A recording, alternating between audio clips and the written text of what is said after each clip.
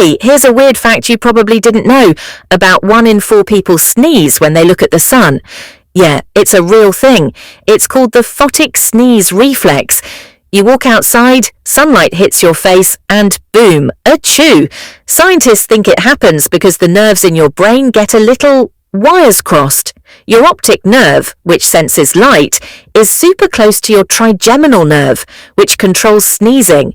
So when bright light hits your eyes, your brain kinda short circuits and goes, hey, maybe that's a reason to sneeze. It's genetic too, so if your mum or dad sneezes at the sun, you probably do too. Thanks, parents. Ha ha ha.